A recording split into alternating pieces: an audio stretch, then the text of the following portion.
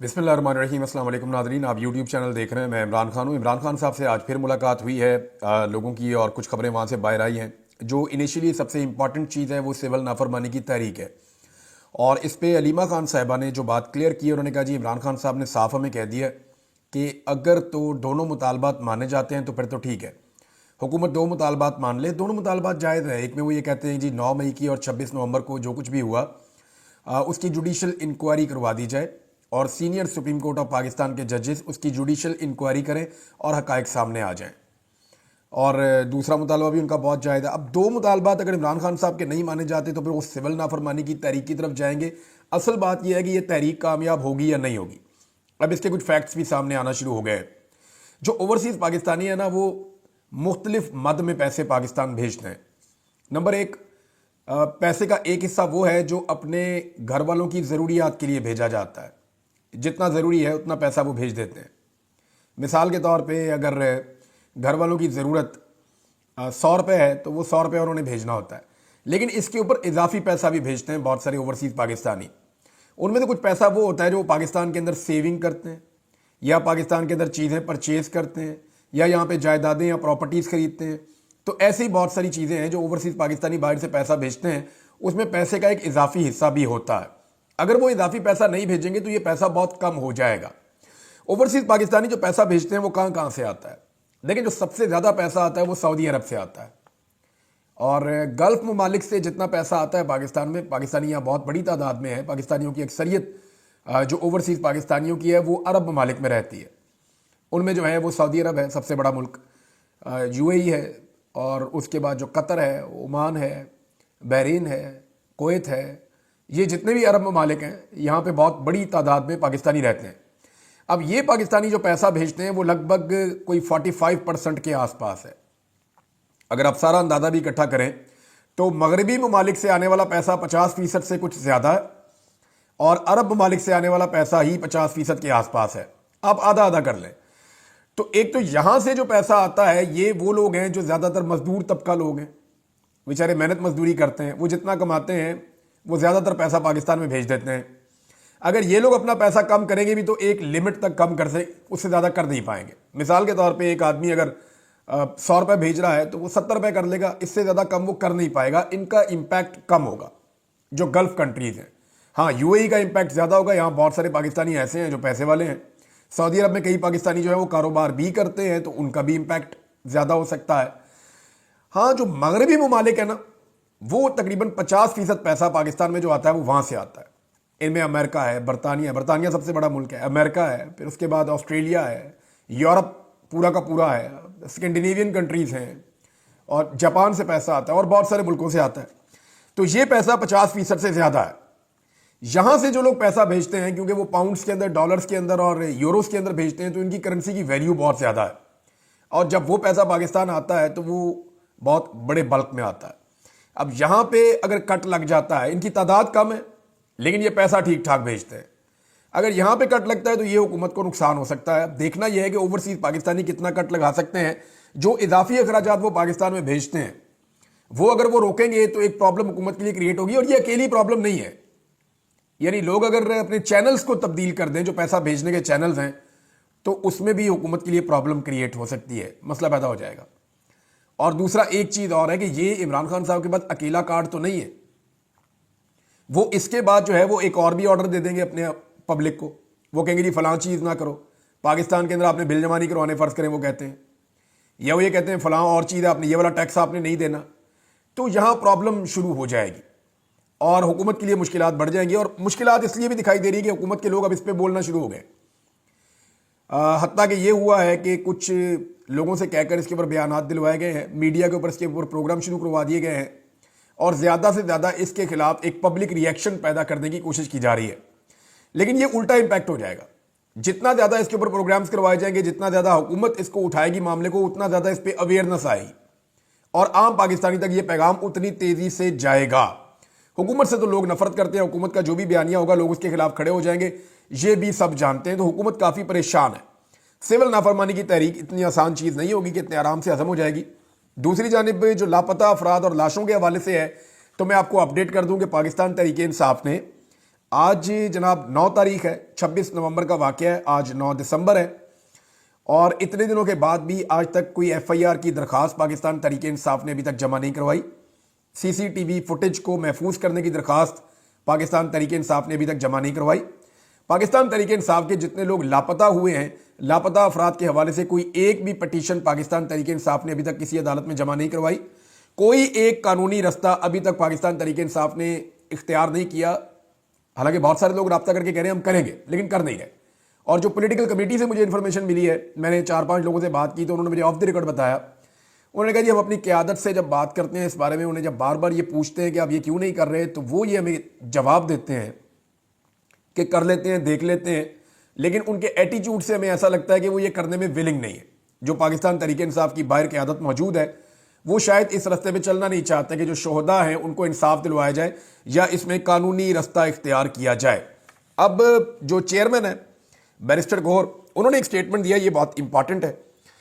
انہوں نے یہ کہا کہ ڈی چوک سے لاپتہ 200 افراد کی فہرست ہماری تیار ہو گئی ہے, جبکہ عمر ایوب صاحب نے یہ کہا کہ 200 افراد سے زیادہ ہیں. دیکھیں پہلا جو سٹیٹمنٹ آیا تھا وہ سینکڑوں لوگوں کا تھا, لیکن اس کے بعد پھر شیر افضل مروت صاحب نے کہا کہ 107 کے قریب لوگ کنفرم ہو چکے ہیں. پھر بعد میں بتایا گیا 140 کے قریب لوگ جو ہیں وہ کنفرم ہو چکے ہیں, وہ لاپتہ, ان کا کوئی پتہ نہیں چل رہا. پھر پتہ چلتا ہے کہ ان کی تعداد بڑھتے بڑھتے اب بیرسٹر گور کہہ رہی ہے کہ جیسے جیسے تحقیقات کر رہے ہیں ہم, اب یہ 200 کے قریب ہے. عمر ایوب 200 سے زیادہ کا کلیم کر رہے ہیں. انہوں نے کہا یہ رپورٹ ہم عمران خان کو دیں گے. میڈیا نمائندوں سے بات کرتے ہوئے بیرسٹر گور نے کہا کہ پی ٹی آئی نے ڈی چوک احتجاج کے دوران 200 مسنگ پرسنز کی فہرست تیار کر لی ہے, جس پر پی ٹی آئی اپنا کام کر رہی ہے. یہ معاملہ ہر فورم پر ہم اٹھائیں گے اور اس کی رپورٹ عمران خان صاحب کو دیں گے. اچھا, یہ اب بیرسٹر گور صاحب نے بہت کلیئرلی بتا دیا 200 افراد کا, لیکن ان کے نام ابھی تک سامنے نہیں آئے, نہ ان کے علاقوں کے نام, نہ ان کی وابستگی, ان کے نام کیا ہے, ولدیت کیا ہے, ایڈریس کیا ہے, قومیت کیا ہے, اور یہ کس طرح اغوا ہوا, کس کے قافلے کے ساتھ آیا. یہ تفصیلات ساری آنی چاہیے.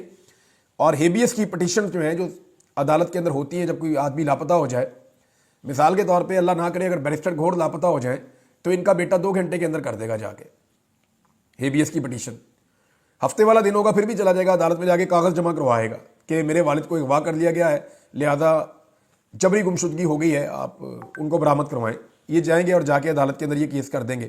سب کے معاملات میں یہی ہوتا ہے, میرے معاملے میں بھی یہی ہوا تھا, لیکن یہ کیونکہ کارکن پاکستان تحریک انصاف کے غریب شہری ہیں, اب یہ لاپتہ ہوئے ہیں, تو اس بارے میں پاکستان تحریک انصاف کو آواز اٹھانی چاہیے اور ہیبیس کی پٹیشنز کرنی چاہیے.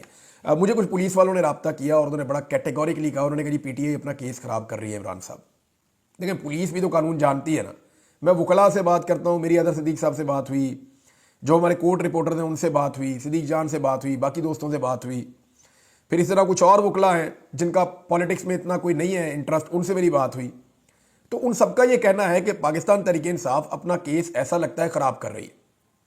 اب پولیس والے مجھے یہ کہہ رہے ہیں کہ یہ کیوں نہیں کر رہے ہیں, ابھی تک ان کو ایف آئی آر کی درخواست دے دینی چاہیے تھی. اور میں نے کہا جی آپ نے ایف آئی آر دینی نہیں. اب وہ جو بیچارے پولیس والے ہیں وہ اپنا نام نہیں بتانا چاہتے, لیکن وہ یہ کہتے ہیں کہ عمران بھائی ایف آئی آر کی درخواست قانونی نقطہ نظر سے آ جانی چاہیے, ہم ایف آئی آر دیں یا نہ دیں, یہ وہاں پہ آئیں اور اپنی ایف آئی آر کی ایک درخواست دیں اور ہم سے رسید لے کر جائیں کہ انہوں نے اپنی درخواست دے دی تھی, اس تاریخ کو دے دی تھی. یہ جتنا ڈیلے کرتے جا رہے ہیں یہ اپنے کیس کو قانونی نقطہ نظر سے کمزور کرتے چلے جا رہے ہیں. اس کے بعد یہ سوال اٹھایا جائے گا کہ موقع جو واردات ہے جس جگہ پہ یہ سب کچھ ہوا ہے وہ تو بالکل صاف ہو گیا, اس کو تو کھلے ہوئے 2 ہفتے ہو گئے, تو اب کیا تحقیقات ہوں گی. لہذا یہ اپنے کیس کو بہت تیزی سے خراب کر رہے ہیں. یہ ایون پولیس والے آف دی ریکارڈ اب یہ کہنا شروع ہو گئے ہیں. ایک اور چیز ہے ناظرین, عادل بزئی, اس کے بارے میں جو ہے وہ نواز شریف صاحب نے کوشش کی اس کو ڈی سیٹ کر دیا جائے, کیونکہ عادل بزئی کے مطابق وہ جیتا تھا عمران خان صاحب کے ووٹ لے کر, اس کو زبردستی شامل کر دیا گیا پی ایم ایل این کے اندر. انہوں نے کہا جی ووٹ ڈالو آئینی ترمیم کے حق میں, اس نے نہیں ڈالا, اور پھر اس کا گھر بھی توڑ دیا, اس کے پلازے بھی توڑ دیے, اس کا سارا کاروبار تباہ کر دیا, اس کی ہر چیز کو برباد کر دیا. لیکن وہ آدمی وہ ایسا نرکا بچہ, اس نے کہا نہیں میں نہیں کرتا ہوں, میں نے عمران خان کے نام کا ووٹ لیا ہے, میں اس کا سودا نہیں کروں گا. اور اس کے پیچھے عادل بزئی کا جو والد ہے اس کا بڑا کردار ہے. مجھے بہت سارے لوگوں نے بتایا کہ اس کے والد نے یہ کہا کہ ڈٹ جاؤ, کوئی بات نہیں ہے, جتنا نقصان ہوگا اللہ تعالیٰ بھر دے گا بعد میں, اللہ بڑا مہربان ہے, پہلے بھی اس نے دیا. بہرحال ہوا یہ کہ عادل بزئی کو سیٹ واپس مل گئی سپریم کورٹ آف پاکستان کے ذریعے سے. جو فیصلہ کیا تھا الیکشن کمیشن آف پاکستان نے ان کو ڈی سیٹ کرنے کا اور وہاں پہ دوبارہ الیکشن کروانا چاہ رہے تھے, وہ فیصلہ معطل کر دیا سپریم کورٹ آف پاکستان نے، اور فی الحال عادل بدوی کو اس کی سیٹ واپس مل گئی ہے۔ یہ کیس آگے فردر چلتا رہے گا۔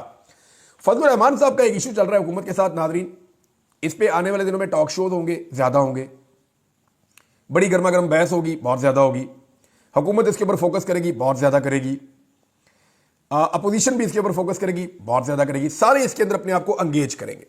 یہ کیا ہے میں آپ کو بتا دیتا ہوں۔ یہ معاملہ 2019 میں سیٹل ہو گیا تھا، مدارس کی رجسٹریشن والا۔ ابھی جان بوجھ کر اس گڑے مردے کو اکھاڑا گیا کہ کچھ نہ کچھ ایسا کیا جائے کہ 26 نومبر کو جو کچھ بھی ڈی چوک میں سانحہ ہوا اس سے توجہ ہٹانے کے لیے ایک نئی ایکٹیویٹی پاکستان میں جنریٹ کی جائے۔ اس ایکٹیویٹی کے لیے ایک مرتبہ پھر مولانا فضل الرحمان صاحب کی خدمات حاصل کی گئی ہیں، ایسا لگتا ہے۔ دیکھیں، فضل الرحمان صاحب کے ساتھ ایک زیادتی بھی ہو رہی ہے۔ فضل الرحمان صاحب کو چھیڑا گیا، فضل الرحمان صاحب پھر میدان میں آ گئے ہیں، اور ہمیشہ فضل الرحمان صاحب نے سسٹم کو ریسکیو کیا۔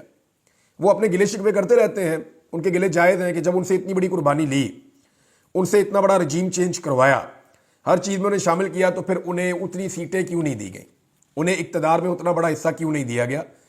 ان کا یہ شکوہ جائز ہے، لیکن پھر بھی مولانا فضل الرحمان صاحب سسٹم کے بینیفیشری ہیں اور سسٹم میں اپنے آپ کو کمفرٹیبل فیل کرتے ہیں۔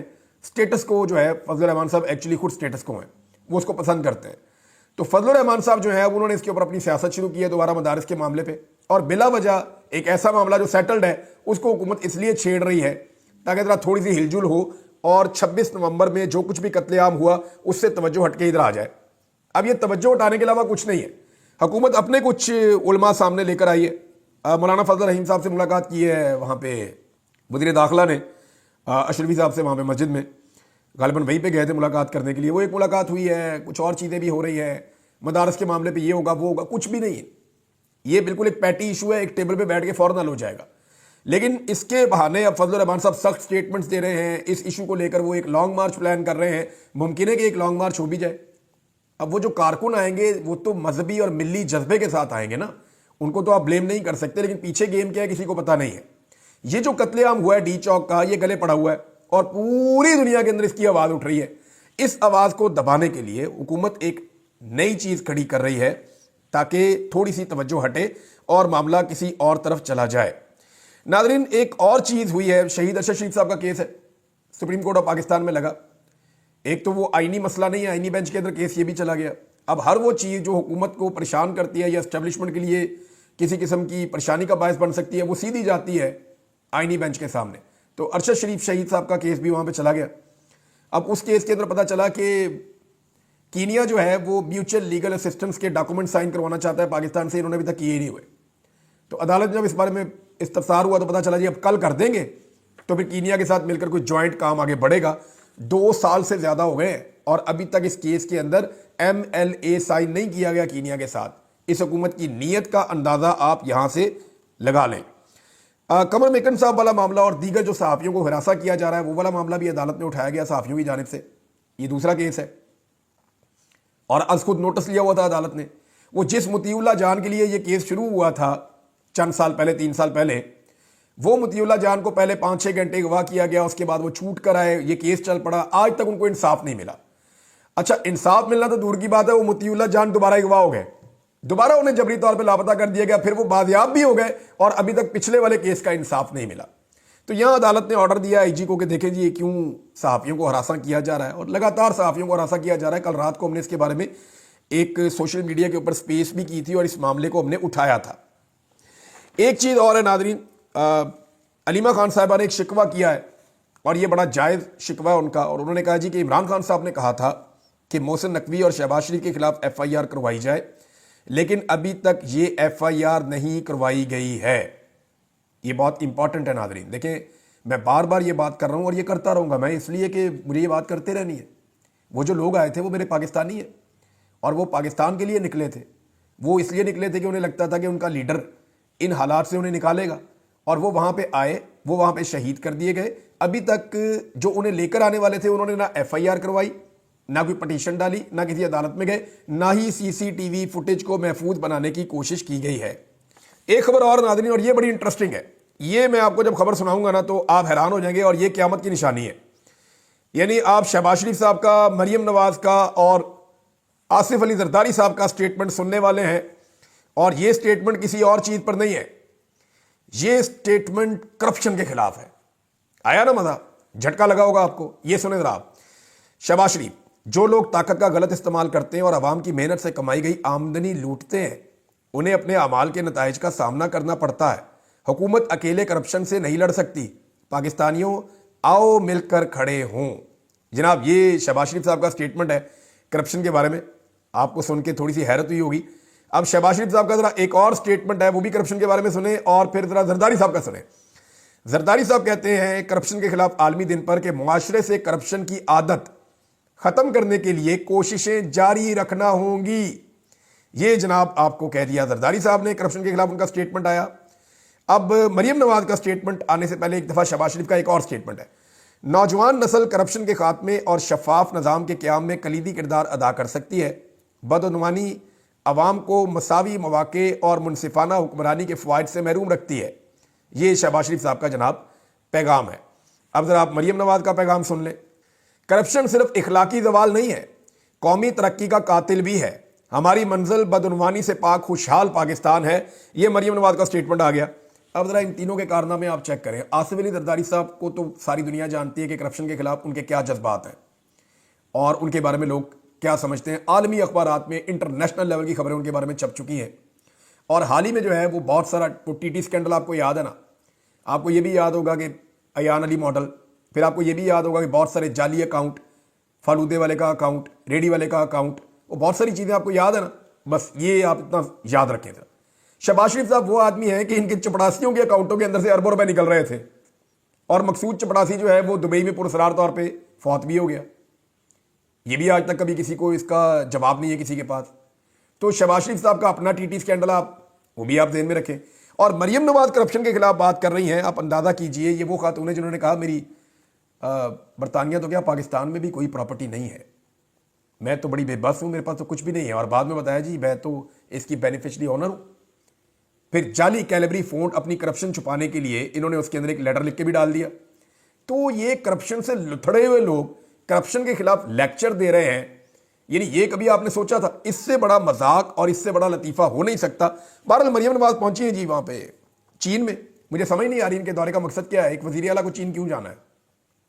ایک وزیر اعلیٰ کو چین کیوں جانا ہے؟ نہ وہ کوئی خارجہ پالیسی بنا سکتے ہیں ان کے ساتھ, نہ وہ کوئی اور چیز کر سکتے ہیں. ہاں یہ دیکھ سکتے ہیں کہ اپنے صوبے کے لیے کوئی سامان خریدنا ہو تو اپنے بجٹ میں کوئی پیسہ وہاں شفٹ کر کے وہاں سے کوئی سامان لانا ہو, سودے بازی کرنی ہو تو وہ ٹھیک ہے. اب مریم نواز جب پہنچی تو جناب انہوں نے لگا دیا ٹویٹر پہ تصویریں کہ بڑا استقبال ہو گیا مریم نواز کا. تو وہ غور سے جب وہ تصویریں ساری دیکھیں تو پتہ چلا کہ مریم نواز صاحبہ کو پھول بھی اپنوں نے پیش کیے, اور وہاں جو لوگ استقبال کرنے آئے ہوئے تھے ان میں زیادہ لوگ وہی تھے جو پاکستانی وہاں پہ موجود تھے. ان کو لایا گیا, ان سے استقبال کروایا گیا, کیونکہ چائنیز جو ہے انہوں نے زیادہ منہ نہیں لگایا. اور وہ جو ایک چائنیز ہے جس کو بار بار کہہ رہے ہیں کہ وہ ان کی رولنگ پارٹی کا کوئی عہدے دار ہے, یعنی کسی پارٹی کا کوئی عہدے دار ہے, ان نون سا آدمی ہے, اس کو گوگل کر کر کے ہم تھک گئے, وہ پتہ نہیں چل رہا بندہ کون ہے. اس کی شکل کو ہر اینگل سے ڈال کے دیکھا, پتہ نہیں چلتا بندہ کون ہے. یعنی ایک ان نون آدمی, ایسا لگتا ہے چائنا نے بدلہ لیا ان سے, اور ایک ایسا بندہ بھیجا انہوں نے کہا ڈھونڈتے رہ جاؤ گے تمہیں نہیں پتہ چلے گا یہ کون ہے. اور حتیٰ کہ پاکستان ٹیلی ویژن کے اوپر جو چلا انہوں نے بھی اس کا نام نہیں بتا پائے. وہ بھی یہ بتا رہے ہیں کہ یہ ہے کوئی بندہ, لیکن کوئی بڑا بندہ ہے جس نے مریم نواز کا استقبال کیا, اور چھوٹا سا آدمی ہے. اور وہ ایسا لگ رہا تھا کہ جیسے کوئی کامیڈی شو چل رہا ہے. یہ وہاں گئی ہیں اور اب فیکٹریوں کو وزٹ کر رہی ہیں. آپ کوئی بھی وہاں جائے گا نا چائنا میں, اور وہ کہے گا کہ میں کچھ چیزیں خریدنا چاہتا ہوں, تو وہاں فیکٹریز وزٹ کرواتی ہیں. آپ جس مرضی فیکٹری میں جائیں, انہوں نے اپنا پورا ایک ڈسپلے کا ایریا بنایا ہوا ہوتا ہے, وہ آپ کو لے جاتے ہیں, آپ کو ٹریکٹر دکھائیں گے, مشینیں دکھائیں گے, آپ کو چیزیں دکھائیں گے, ٹیکنالوجی دکھائیں گے, اور آپ کو کہیں گے آپ اپنے ملک میں خرید کر لے جائیں, بلک میں آپ لے لیں, ہم آپ کو یہ والا سہولت بھی دے دیں گے, آپ کو وہاں پہ پہنچ بھی دے دیں گے, اور اس میں اگر کوئی کمیشن ومیشن کی بات کرنا چاہے تو وہ والی بات بھی وہ دے نیور مائنڈ. وہ جس طرح کا ملک ہوتا ہے وہ اس طرح کی ڈیلنگ کرتے ہیں. چائنیز کا یہ ہے. اب مریم نواز جو ہے وہ 8 دن چین میں کیا کرنے گئی ہیں اس کے بارے میں کھوج لگ رہی ہے. بہت جلدی آپ کو پتہ چل جائے گا کہ ایکچولی وہ وہاں پہ لینے کیا گئی ہیں. بہرحال اب تک کی اطلاع کے مطابق عمران خان صاحب اپنی سول نافرمانی کی تحریک کا جو ان کا اعلان ہے اس کے اوپر ڈٹے ہوئے ہیں, اور صرف ایک رستہ ہے کہ ان کے مطالبات کو تسلیم کیا جائے. اگر مطالبات کو تسلیم کیا جاتا ہے تو پھر معاملہ آگے بڑھ سکتا ہے. اب تک کے لیے اتنا ہی. اپنا خیال رکھیے گا, اپنے اس چینل کا بھی. اللہ حافظ.